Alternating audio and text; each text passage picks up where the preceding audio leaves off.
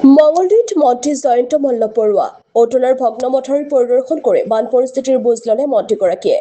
বানপীড়িত ৰাইজৰ সৈতে মত বিনিময়, ৰাইজৰ সমস্যাৰ বুজ লৈ চৰকাৰী সাহায্য আৰু পুনৰ সংস্থাপনৰ আশ্বাস মন্ত্ৰীগৰাকীৰ।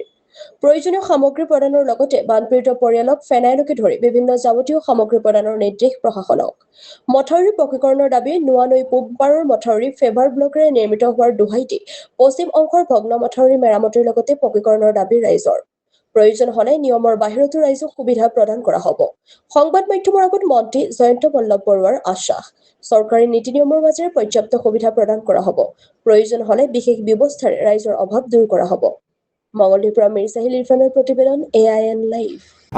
এই অঞ্চলত আজি কেইদিনমান আগতে যিটো মথাউৰি ভাঙি গৈছিলে তাৰ ফলতে বৃহত্তৰ অঞ্চলৰ যথেষ্ট ৰাইজ শংকিত হৈ আছিলে আৰু যথেষ্ট পৰিমাণে ক্ষতিও হৈছে। ৰাইজৰ লগতো মই কথা পাতিলোঁ, চৰকাৰে লগে লগে যিমানখিনি পাৰে ৰিলিফ দিয়াৰ ব্যৱস্থা কৰিছিল। এতিয়া পুনৰ সংস্থাপনৰ কাৰণে যি দিব লাগে সেইখিনি দিব লাগিব। ৰাইজে এতিয়া ফেনাইল, ব্লিচিং এই ধৰণৰ বস্তু বিচাৰিছে আৰু আয়ুক্ত ডাঙৰীয়ানে কৈছে যে ইমিডিয়েটলি সেই বস্তুবিলাকত দিয়া হ'ব। মই আজি বিশেষভাৱে চাব আহিলোঁ যে এতিয়া ইয়াৰ পিছত আমি কি কৰিব লগা আছে, কাৰণ এই মাথাউৰিটোৰ প্ৰায় 26 কিলোমিটাৰ দৈৰ্ঘ্যৰ কামৰ ষ্ট্ৰেংথেনিঙৰ কাম চলি আছিল, কিন্তু বানপানী অহাৰ কাৰণে সম্পূৰ্ণ কাম নহ'ল।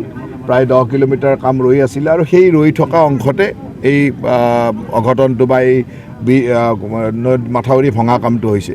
গতিকে ইয়াৰ পিছত ৰাইজৰ এটা দাবী আছে যে এইটো একেবাৰে ৰোড কাম এম্বেকমেণ্ট বনাই দিব লাগে, যিটো নদীটোৰ সেইটো পাৰত মানে নদীটোৰ সিটো পাৰৰ যিটো ৰাস্তা আছে সেইটো ৰোড কাম এম্বেকমেণ্ট বনাই দিয়া হৈছে। তাৰ ফলত বেছি ষ্ট্ৰেংথেনিং হৈছে, গাড়ী মটৰ চলি থাকিলে। গতিকে ৰাইজে সেইটো দেখি এইটোও তেনেকুৱা কৰিবৰ কাৰণে এটা আগ্ৰহ ৰাখিছে।